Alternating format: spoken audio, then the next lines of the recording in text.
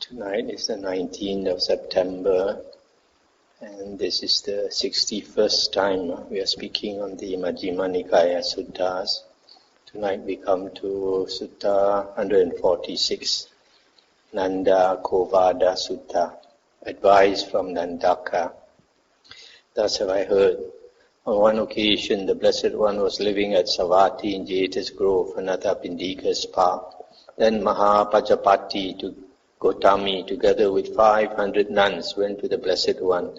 After paying homage to the Blessed One, she stood at one side and said to him, "Venerable Sir, let the Blessed One advise the nuns. Let the Blessed One instruct the nuns. Let the Blessed One give the nuns a talk on the Dhamma." On that occasion, the elder monks were taking turns in advising the nuns. But the Venerable Nandaka did not want to advise them when his turn came. Then the Blessed One addressed the Venerable Ananda. "Ananda, whose turn is it today to advise the nuns?" "Venerable Sir, it is the Venerable Nandaka's turn to advise the nuns, but he does not want to advise them even though it is his turn." Then the Blessed One addressed the Venerable Nandaka. "Advise the nuns, Nandaka. Instruct the nuns, Nandaka. Give the nuns a talk on the Dhamma, Brahmana." "Yes, Venerable Sir," the Venerable Nandaka replied. Stop here for a moment. The Buddha instructed that the nuns once in 2 weeks should be taught the Dhamma by senior monks. And generally, senior monks means those with 20 vasa, 20 years higher ordination or more. What later came to be called Mahathera. But during the Buddha's time, any monk who was ordained 10 years and above was called Thera or Thero, and they did not have the word Mahathera. Later, they coined the word Mahathera for monks with 20 years ordination and more. And then this Venerable Nandaka here is said that he did not want to teach the nuns. According to the commentary, the commentary says that in the past, Nandaka was a king, and the nuns,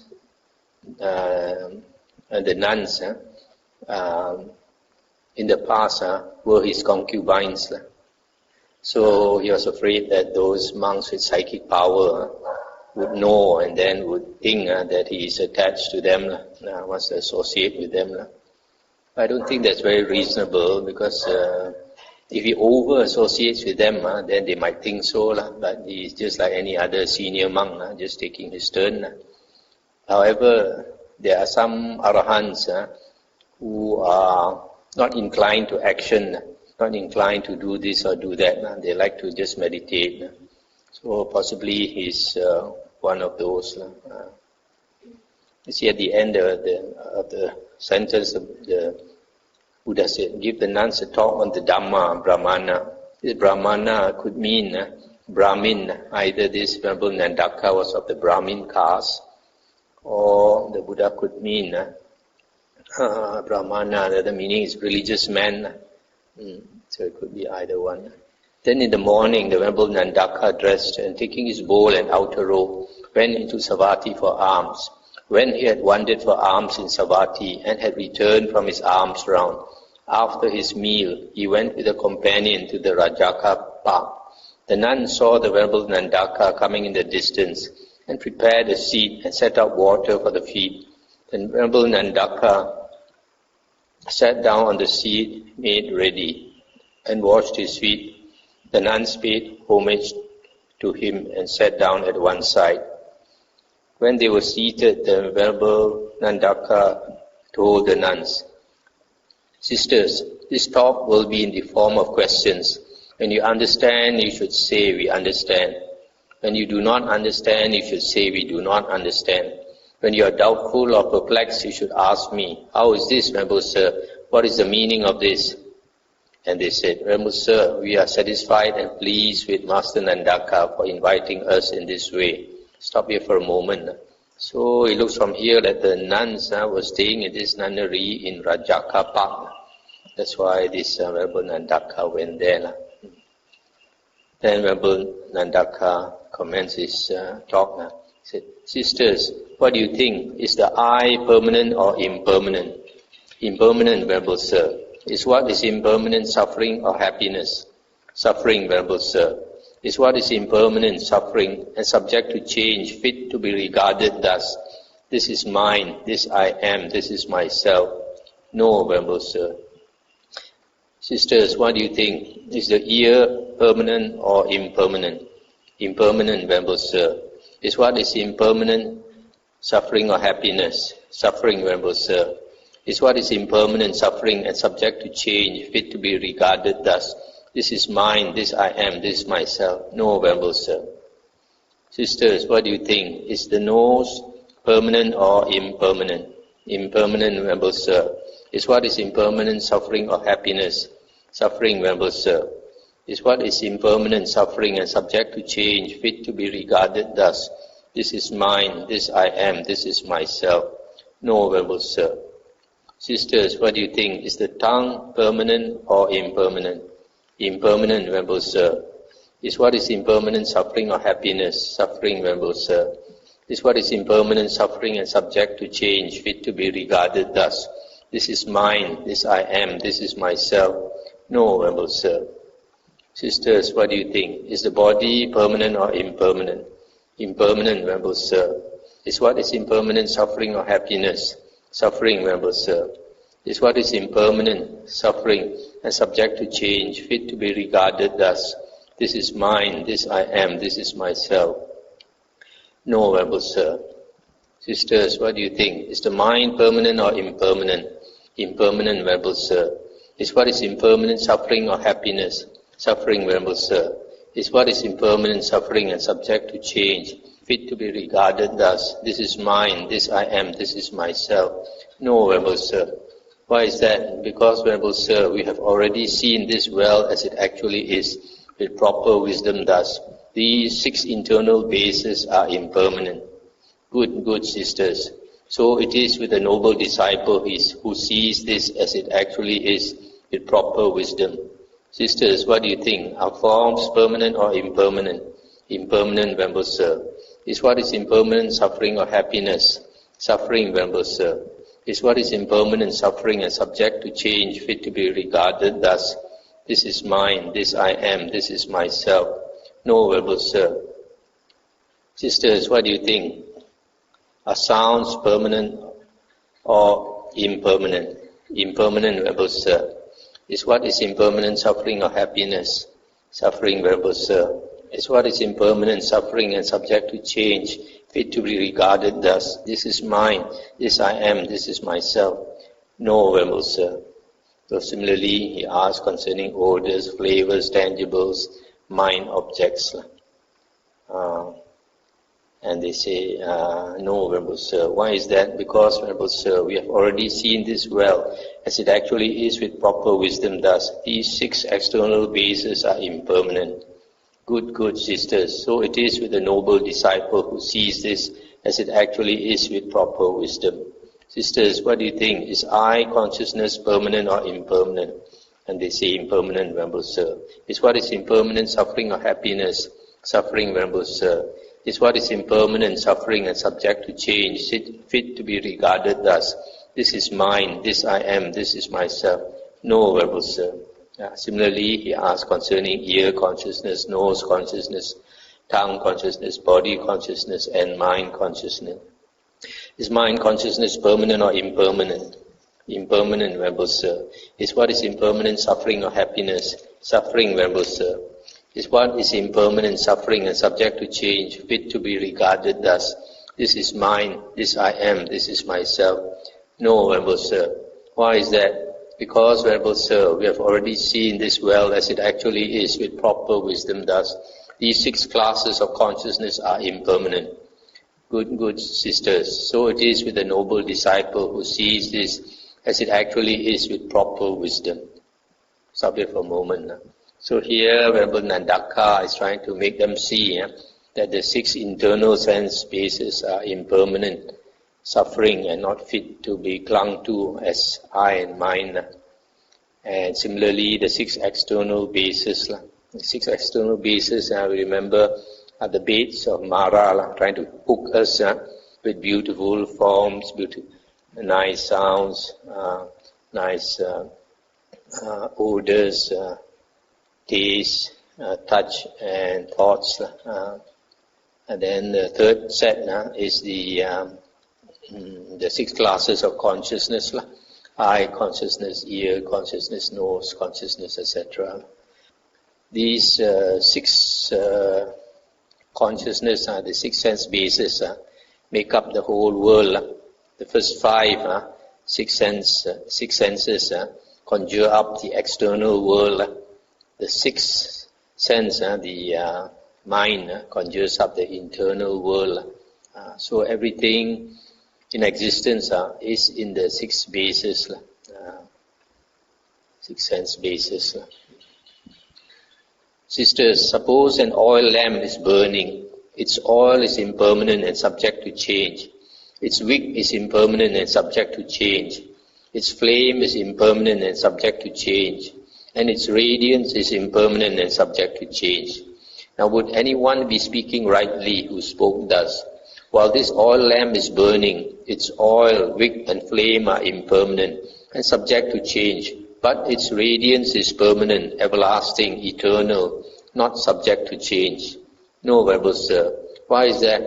Because, Venerable Sir, while that oil lamp is burning, its oil, wick and flame are impermanent and subject to change, so its radiance must be impermanent and subject to change. So too, sisters, would anyone be speaking rightly who spoke thus? These 6 internal bases are impermanent and subject to change. But the pleasant, painful, or neither painful nor pleasant feeling that one experiences in dependence upon the 6 internal bases is permanent, everlasting, eternal, not subject to change. No, Venerable Sir. Why is that? Because each feeling arises in dependence upon its corresponding condition. And with the cessation of its corresponding condition, the feeling ceases. Good sisters. So it is with a noble disciple who sees this as it actually is with proper wisdom. Stop here for a moment. So here, Venerable Nandaka starts to give some similes to show more clearly the Dhamma. So this oil lamp is burning and the different components, the oil, the wick, the flame, the radiance are all impermanent. So this radiance, which is the brightness, you cannot expect it to be permanent because it's the radiance depends on all these other factors. Depends on the oil, which is impermanent, depends on the wick, which is impermanent, depends on the flame, which is impermanent. So how can the radiance be permanent when the conditions for it, namely the oil, the wick, the flame, are impermanent? So since it depends on certain conditions which are impermanent, so you can say it's even more impermanent. So similarly, the feeling arises through contact at the 6 internal bases. When the eye contacts form, then a feeling arises. And when ear contacts sound, then another type of feeling arises. So this feeling arises due to contact at the 6 internal sense bases. But the 6 internal sense bases are impermanent. So feeling cannot be permanent. Why we talk about feeling? Because people tend to cling to feeling. When you have a pleasant feeling, you want to experience it again and again. And this craving is the cause for rebirth. This craving for good feeling is the cause for the round of samsara. Sisters, suppose a great tree is standing possessed of hard wood. Its root is impermanent and subject to change. Its trunk is impermanent and subject to change. Its branches and foliage are impermanent and subject to change. And its shadow is impermanent and subject to change. Now would anyone be speaking rightly who spoke thus? The root, trunk, branches and foliage of this great tree, standing possessed of hard wood, are impermanent and subject to change. But its shadow is permanent, everlasting, eternal, not subject to change. No, Venerable Sir. Why is that? Because, Venerable Sir, the root, trunk, branches and foliage of this great tree, standing possessed of hard wood, are impermanent and subject to change. So its shadow must be impermanent and subject to change. So too, sisters, would anyone be speaking rightly who spoke thus? These 6 external bases are impermanent and subject to change. But the pleasant, painful, or neither painful nor pleasant feeling that one experiences in dependence upon the 6 external bases is permanent, everlasting, eternal, not subject to change. No, Venerable Sir. Why is that? Because each feeling arises in dependence upon its corresponding condition, and with the cessation of its corresponding condition, the feeling ceases. Good sisters. So it is with the noble disciple who sees this as it actually is with proper wisdom. So here, Rabbi Nandaka is trying to show that feeling also arises dependent on the 6 external bases. That means forms contacting the eye, sounds contacting the ear, odors contacting the nose, taste contacting the tongue, tangibles contacting the body, and thoughts contacting the mind. So these 6 external bases are impermanent, and so the feeling that arises dependent on these 6 external bases are impermanent, or even more impermanent. Sisters, suppose a skilled butcher or his apprentice were to kill a cow and carve it up with a sharp butcher's knife, without damaging the inner mass of flesh and without damaging the outer hide. He would cut, sever and carve away the inner tendons, sinews and ligaments with the sharp butcher's knife. Then, having cut, severed and carved all this away, he would remove the outer hide and cover the cow again with that same hide. Would he be speaking rightly if he were to say, this cow is joined to this hide just as it was before? No, Venerable Sir. Why is that? Because if that skilled butcher or his apprentice were to kill a cow and cut, sever and carve away all that away, even though he covers the cow again with that same hide and says, this cow is joined to this hide just as it was before, that cow would still be disjoined from that hide.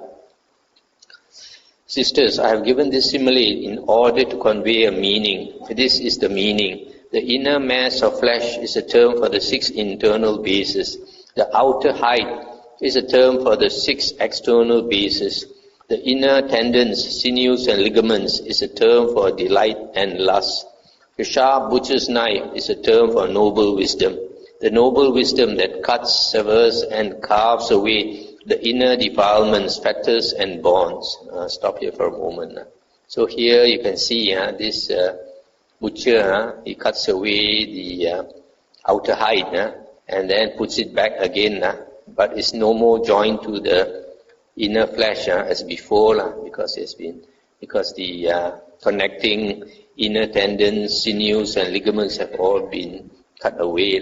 So these inner tendons, sinews and ligaments are represented by the inner defilements, fetters and bonds that cause the attachment of our inner bases to the external sense bases. So here he's saying that one who has severed, cut away the delight and lust for the 6 external sense bases is no more attached to them like before. An ordinary person is attached to the 6 external bases, strongly attached because of the inner defilements, fetters and bonds.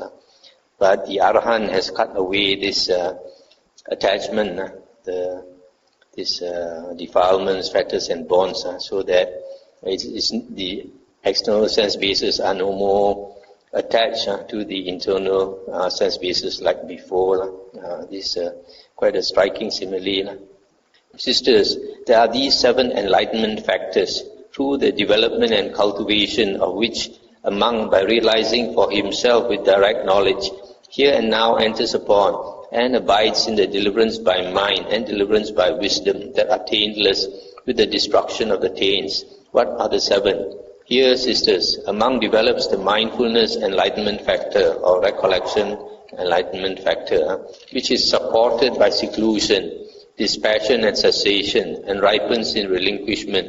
He develops the investigation of Dhamma enlightenment factor, the energy enlightenment factor, the delight enlightenment factor, the tranquility enlightenment factor, the concentration enlightenment factor, the equanimity enlightenment factor, which are supported by seclusion, dispassion and cessation, and ripens in relinquishment.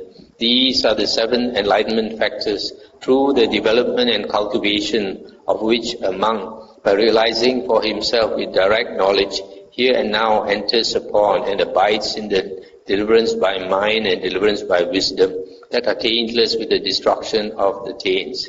When the Venerable Nandaka had advised the nuns thus, he dismissed them, saying, "Go, sisters, it is time."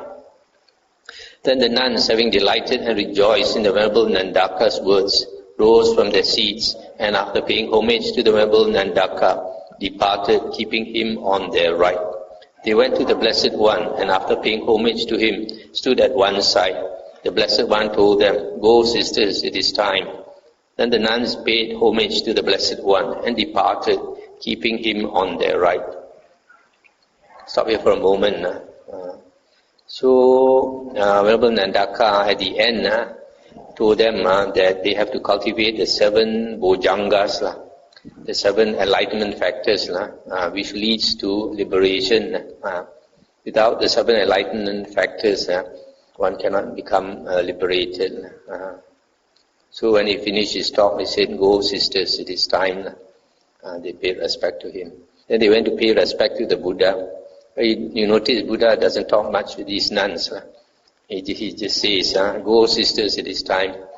So they pay homage to him again and they depart.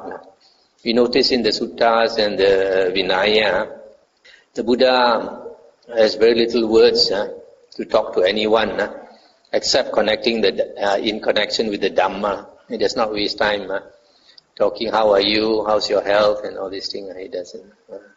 And he generally only talks to the non-arahants. Those who have not attained arahanthood, generally he does not talk much to them. And these arahant nuns, they come to him even in the middle of the night.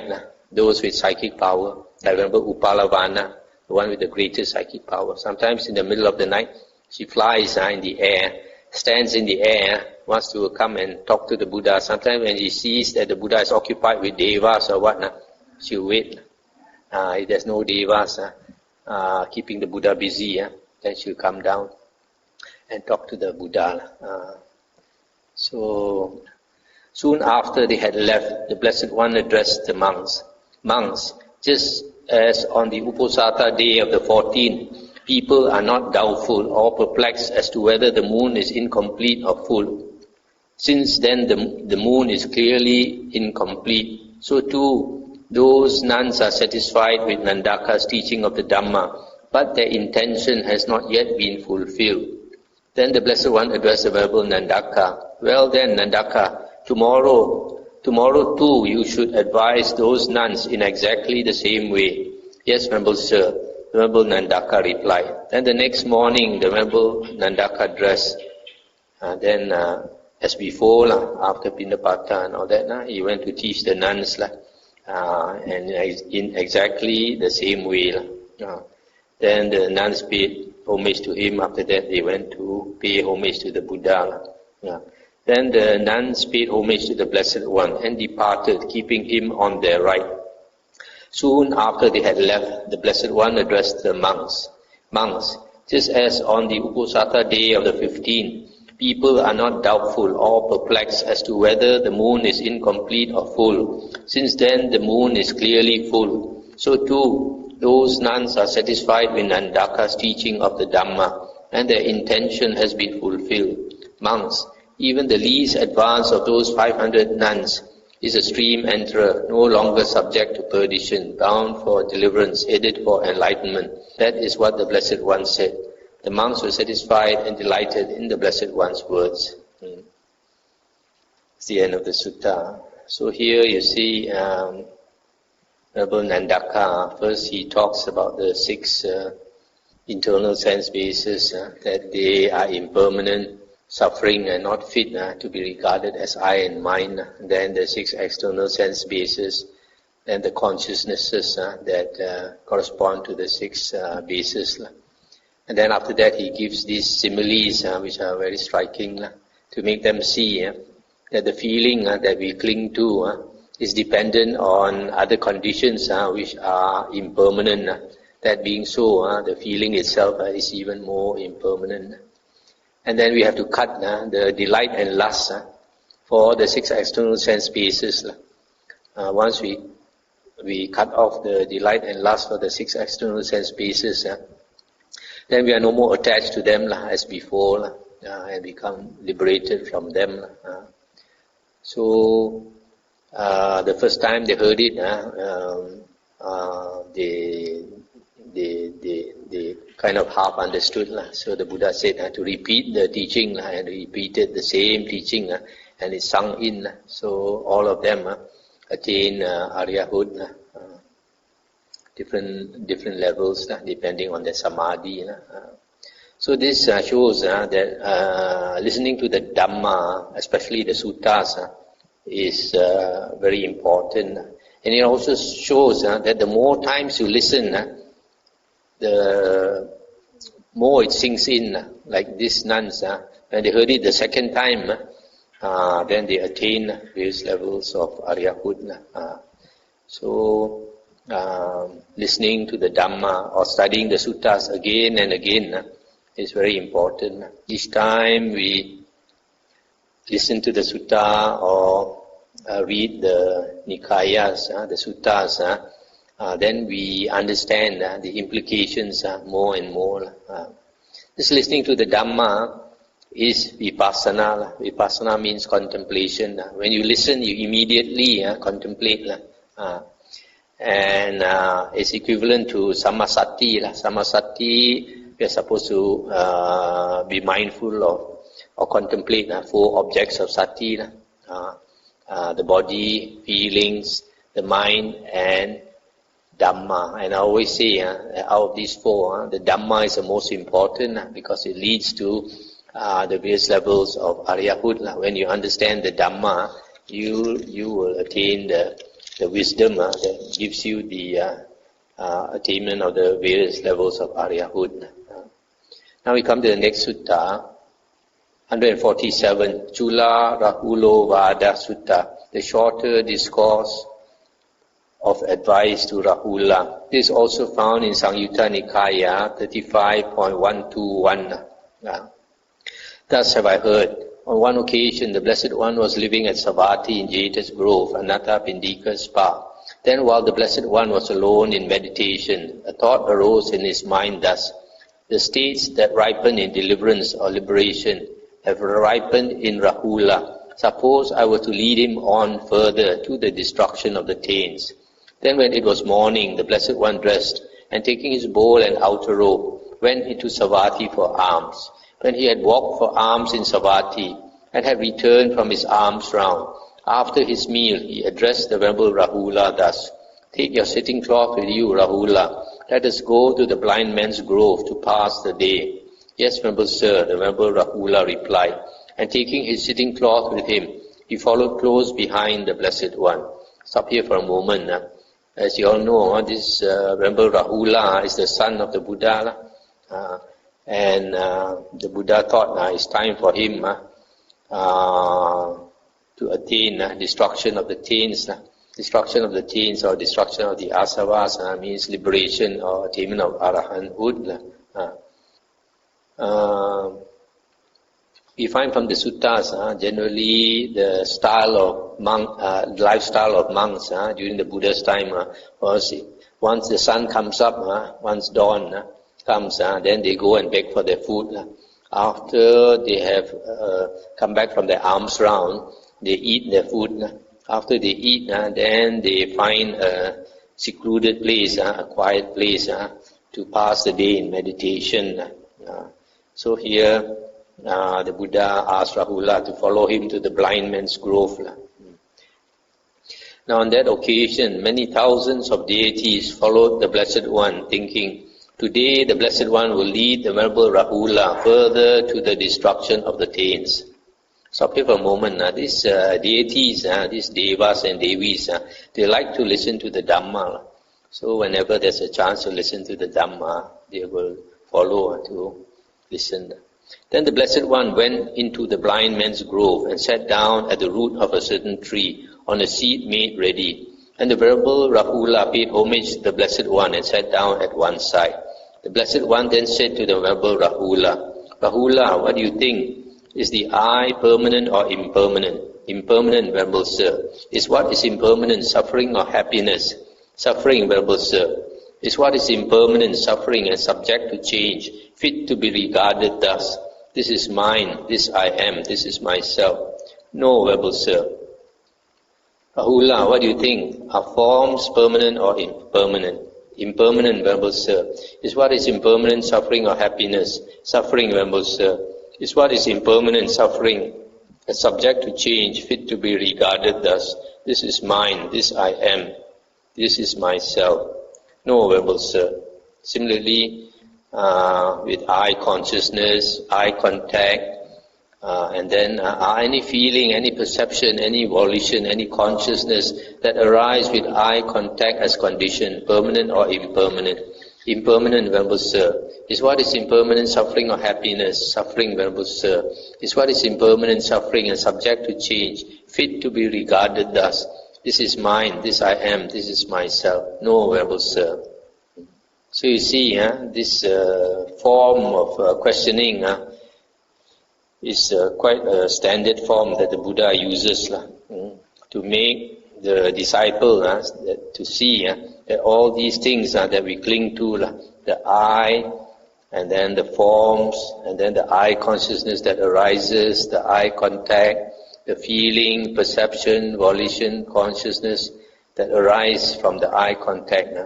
All these we cling to as I and mine, to see them as impermanent, suffering, and not fit to be regarded as I and mine.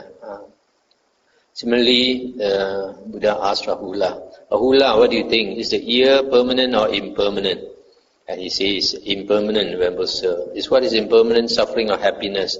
Suffering, Venerable Sir. Is what is impermanent suffering and subject to change, fit to be regarded thus?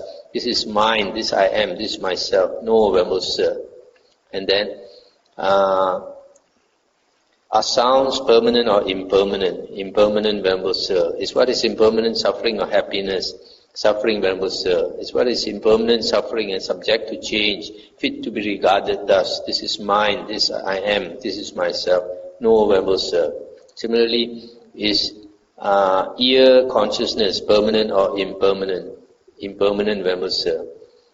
Similarly, the same line of questioning. And then also, is ear contact permanent or impermanent? Is feeling, perception, volition, consciousness that arise with ear contact permanent or impermanent? Then similarly, for the nose, is nose permanent or impermanent? Is sound permanent or impermanent? Is nose consciousness permanent or impermanent? Is nose contact permanent or impermanent?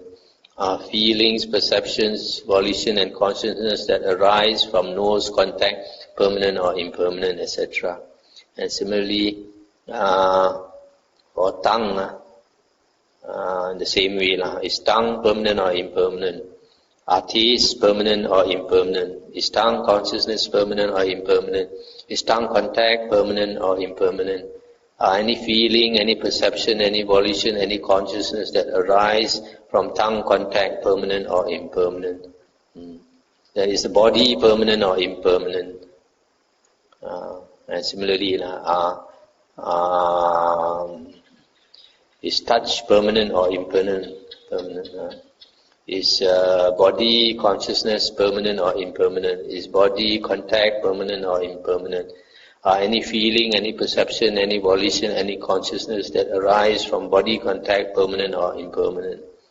And lastly, is mind permanent or impermanent? And he says, impermanent, remember, sir. Are mind objects permanent or impermanent? Is mind consciousness permanent or impermanent? Is mind contact permanent or impermanent? Are any feeling, any perception, any volition, any consciousness that arise with mind contact as condition permanent or impermanent? Impermanent, venerable sir. Is what is impermanent suffering or happiness? Suffering, venerable sir. Is what is impermanent suffering and subject to change, fit to be regarded thus? This is mine, this I am, this is myself. No, venerable sir. Stop here for a moment. So you see here, the Buddha takes the trouble to repeat again and again this same line of questioning. Each sense base, you find, each sense base, there are 5 things that he asks. For example, you take the eye. The eye is an internal sense organ. Then secondly, external sense organ forms. Thirdly, the consciousness that arises from that sense organ. Fourthly, the contact. Fifthly, any feeling, any perception, any volition, any consciousness that arise from contact. So each sense organ, there are 5 things. And each one of these 5 things, he asks 3 questions. Permanent or impermanent? Is what is impermanent suffering or happiness? Is what is impermanent suffering and subject to change, fit to be regarded thus? This is mine, this I am, this is myself. So for each sense base, you have 5 objects multiplied by 3 questions, so you have 15 questions.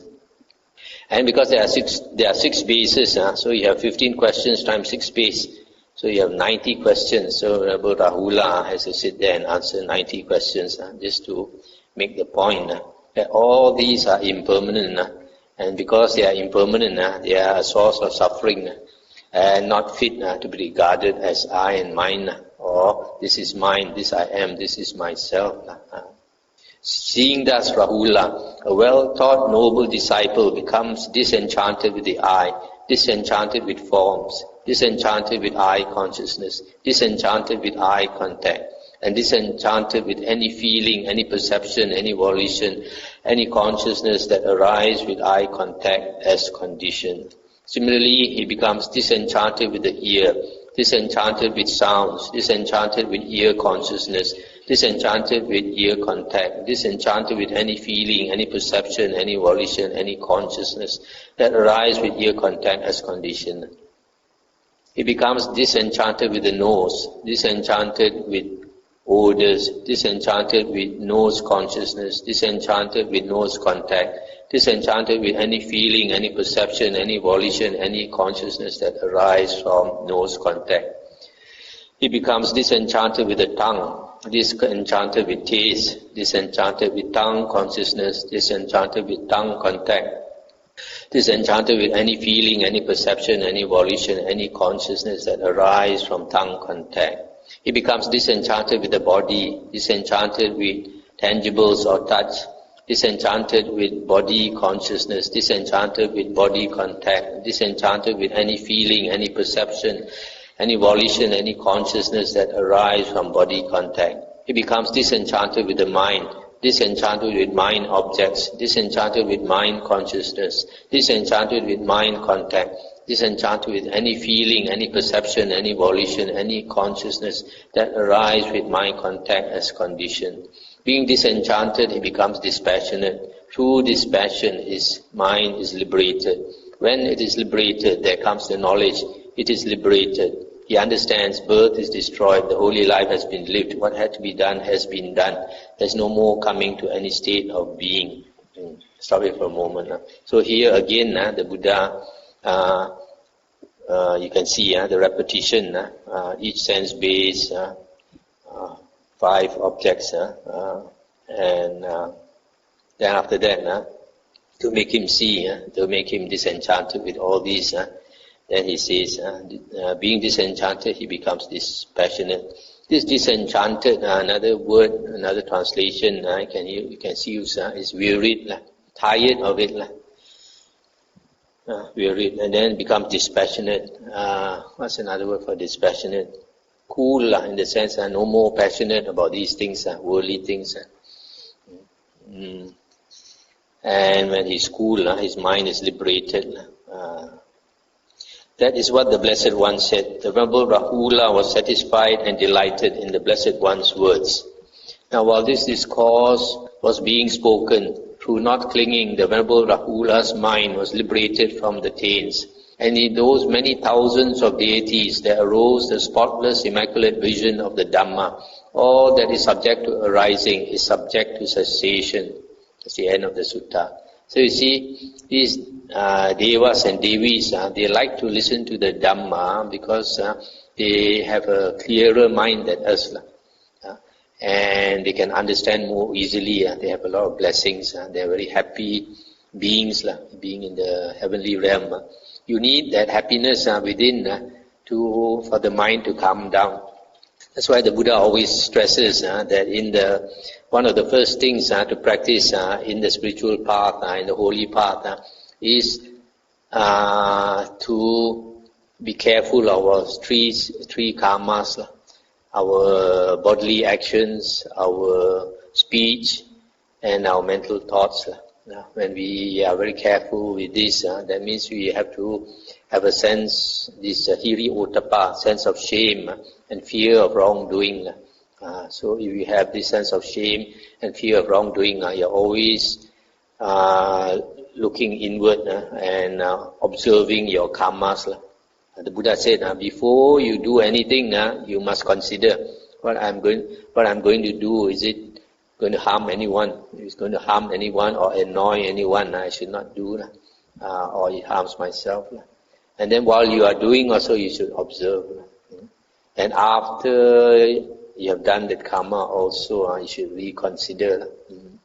Sometimes certain things, some people, they don't take the trouble to guard their karmas in this way. So certain things they do, they think it's not important, and they annoy other people, they hurt other people. So it harms them back.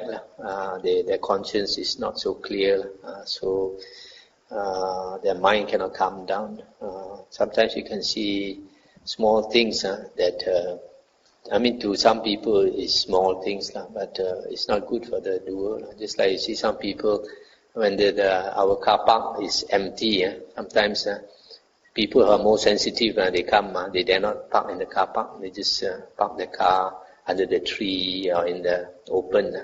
But those who are less sensitive, they see the car park is open without asking anybody, they go and park the car there.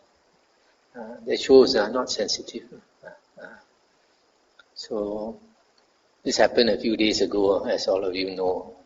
So you can see that's why some people are very likable, some people are not likable. It's a reaction. To some people it's a small thing, but if it doesn't harm us, it's a small thing. But the person who does the careless action, it harms him. So here it says in the many thousands of deities there arose a spotless, immaculate vision of the Dhamma. All that is subject to arising is subject to cessation. This is another way of saying they attain stream entry. So you can see quite clearly from here, stream entry is usually attained by listening to the Dhamma. They listen to the Dhamma and they attain stream entry. So this way of questioning is the I permanent or impermanent? Is what is impermanent, suffering or happiness, etc. This is quite a popular way the Buddha teaches the Dhamma. Tonight I'll stop at these two suttas because tomorrow there is a more detailed explanation of this, which I find is very good. So the next sutta is very, very important. So I want to leave it for tomorrow. Probably tomorrow we can do two suttas. So here he only says, because some these sense bases and sense objects, sense consciousness, contact, etc., feeling, etc., all impermanent. So they are source of suffering. And because they are source of suffering, you should not regard them as this is mine, this I am, this myself. But in the next sutta, it explains a bit more about this impermanent nature. Okay, anything to discuss?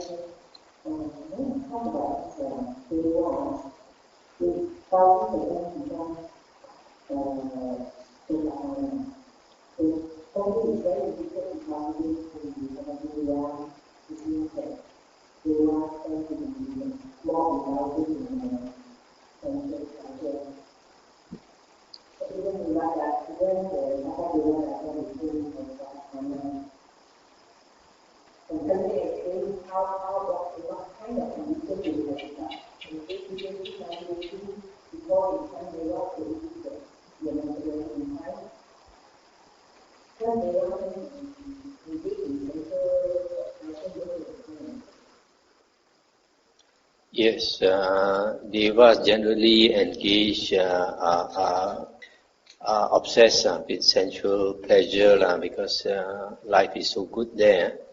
However, many of them are spiritually mature, and because they are spiritually mature, their time is right. So when a Sammasambuddha appears in the world, and they know, so because of their good karma, this spiritual maturity, they want to listen to the Dhamma, and the attainment of this stream entry, to me, generally, I think that's the most they can attain, generally, stream entry, because they are not quite inclined to meditate. They just want to enjoy heavenly pleasures. So listening to the Dhamma is the most they can do. Only those anagamins, when they are reborn in the Suddhavasa heaven, some of them may practice. But even then, they practice also, they don't practice like the Bodhisattva. They don't strive very hard.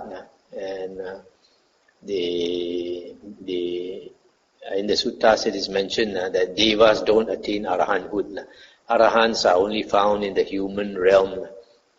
So, like the anagamins, after the Suddhavasa heaven, when they pass away, they just enter Nibbana without going through the Arahant stage. So it needs this spiritual maturity for them to want to listen to the Dhamma, just like human beings.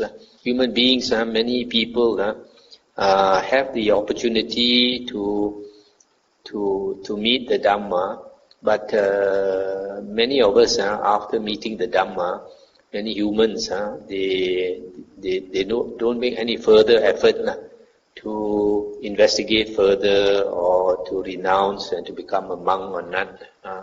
So only those who make the effort to investigate the Dhamma and practice according to the suttas, only those are the ones who are spiritually mature. They're ready to lead the round of rebirths. So I think it's the same whether in the heavenly realm or in the human realm. You need that spiritual maturity before you are interested in the Dhamma.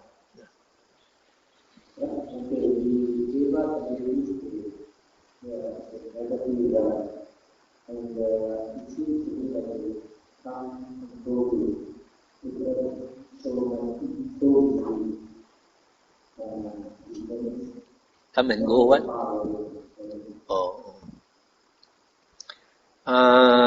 Depends on the level of heaven.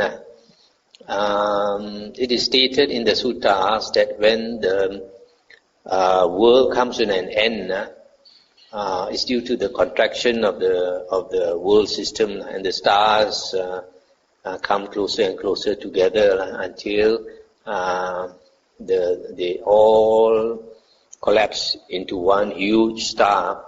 So the earth will burn, and then these humans who know that the world is coming to an end, they will meditate, and they are reborn in the second jhana heaven, and this fire will consume right up to the first jhana heaven. That means the Brahma heaven. This place where Brahma resides, the first jhana heaven. So the second jhana heaven is so far away that the fire cannot reach there. And it's also mentioned in the sutta that the Buddha in the flesh body, with the flesh body, can fly as far up to the Brahma heaven only. So the others are too far away. So the sensual desire realm, heavens, the 6 heavens in the sensual desire realm, they are not too far away. But generally they don't come to the human world unless they know there's somebody like an Arahant, some Buddha, then only they come. Those that are nearest to us are the devas under the 4 great heavenly kings, Chatu Maharajika, the lowest heaven. Those are nearest to us. Others are a bit further away.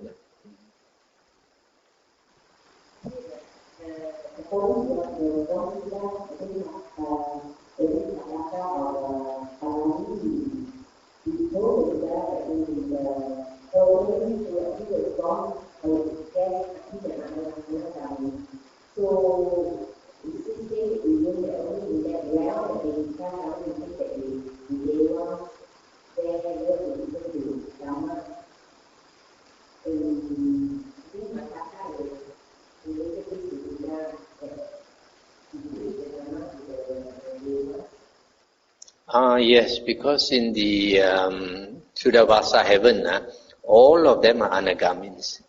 So that's why they are especially interested in the Dhamma. So among the other heavens, you can say there are less Aryans. So less people interested in the Dhamma, less devas and devis interested in the Dhamma.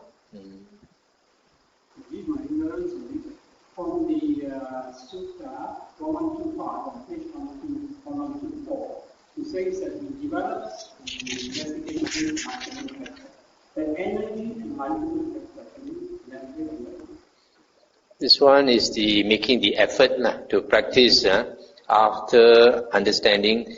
You see, when these are all mentioned in the Samyutta Nikāya suttas under the Bojjhanga chapter. The Buddha says, when you draw near a teacher, then you have to show respect and all these things. And then the teacher will teach the Dhamma. So when you listen to the Dhamma and you pay attention, that is the first factor, recollection of the Dhamma, the mindfulness factor, mindfulness of the Dhamma. Then after that you investigate the Dhamma, this is the second factor. And once you understand, you investigate and you understand the Dhamma, then you put forth energy to meditate. Put forth energy to practice the Dhamma and to meditate. Then that will bring you the fourth factor, which is a delight, enlightenment factor. This delight you only get in the first jhana. That shows you have attained the first jhana, and subsequently you get this tranquility factor, which is, you can say, the second or the third jhana. Then the concentration, enlightenment factor. In the suttas, concentration generally refers to the fourth jhana. So once you have the fourth jhana, you have equanimity, enlightenment factor. So all these 7 factors. Okay, let's end here tonight.